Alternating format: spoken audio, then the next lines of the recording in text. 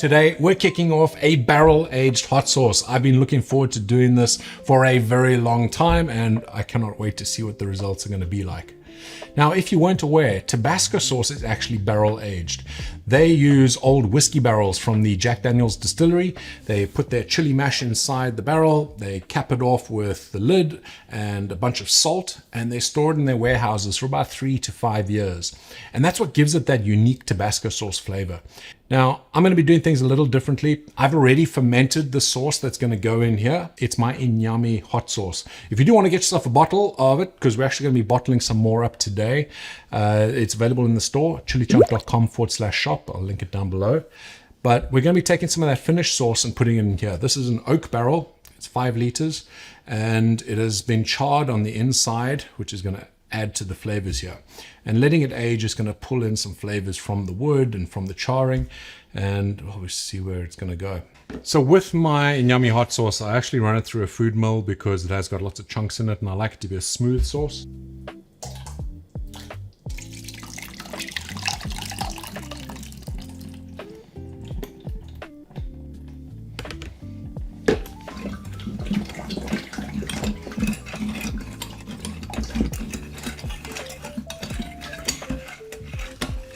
And just in case you're wondering, the mash does not go to waste. I use that to make our lovely Nyami salt, which again is available in the store if you would like some. So just to give you a quick look at the difference here, that's obviously before we've gone and run it through the food mill, and that is after. We did contemplate at one stage releasing a sauce with the chunks in. I don't know, let me know in the comments below if that's something you'd want, but I don't know, I prefer a smooth sauce like this.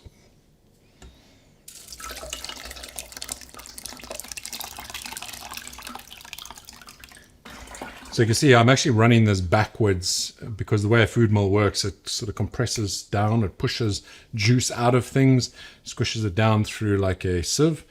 But with this here, we're just trying to get most of the liquid through because it should be easy enough to go through. And then right at the end, we'll turn the other way and get the last little bit out.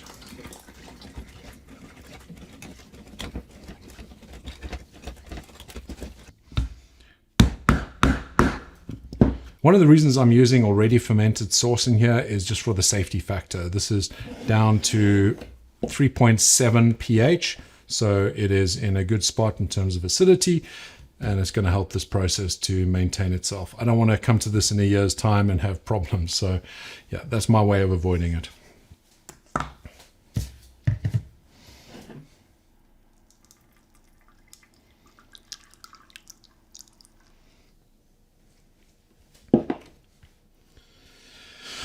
Oh, is this going to be a fail? My worry here is that we have a leak. Let's cap this off and we're going to have a quick look.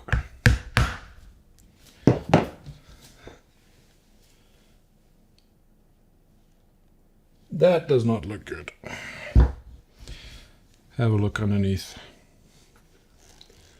That looks like it's leaking through. Well, I think a year is going to be optimistic because this looks like it's leaking. We'll leave it be for now. I'm going to carry on with my bottling of my Nyami hot sauce, and I'll have a look at this again after we've done all that and see how bad it is.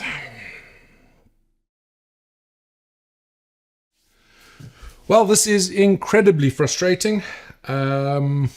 You know, I've always said I will show you my failures as much as my successes on my channel, and well, I deem this one a bit of a failure. So what's happening is the barrel is seeping, leaking essentially. The liquids are coming out. Obviously it's not the mash coming out, but there are obviously liquids in there too, and that is seeping out. You can see here, I mean, that's sodden. You might think I bought an ornamental barrel, which is exactly what I thought. I went and checked where I bought it from, and nope. This is meant for aging whiskey, rum, wine, that sort of thing. So you'd expect it to be watertight. But no, So yeah, it'll be a fun email I have to write a little bit later to these guys. Anyway, some good news today. We've got all our sauces bottled. We did 2 batches of a Nyami hot sauce. So this is the one that's in the shop right now. And I didn't use xanthan gum with this. And that's because a few of you guys were saying that you prefer it maybe without xanthan gum. So I said, hey, sure, I'll make a batch without. Still tastes amazing, but it just, you can see what happens when you don't have xanthan gum. I don't know if you can really make that out, but it's quite liquidy. And also, because there's no xanthan gum, the biggest thing for me is that it does separate. So there's vinegar in here. The vinegar will separate after a little while. This is the batch we did today. You can see that's quite a bit thicker. Not a lot of xanthan gum in there. Honestly, I think it's less than 0.1%. So this video isn't a complete waste of your time. I'm going to be giving away 2 bottles of hot sauce. We're going to do one of the Nyami without xanthan gum and one with xanthan gum. And you can let me know what you think by trying them side by side. All you need to do is make sure that you are subscribed to the channel and leave a comment down below. Make sure that you include the word spicy somewhere in your comment, and we'll do a draw in a few weeks' time. So yeah, bit of a failure with this. I'm not going to give up. I'm going to do it again. What I might do is take the mash out of here and store it in just a neutral container until I can get another barrel that actually works. Thank you so much for watching. I hope that you enjoyed this video regardless of the failure, and I will see you on the next one. Until then, stay spicy.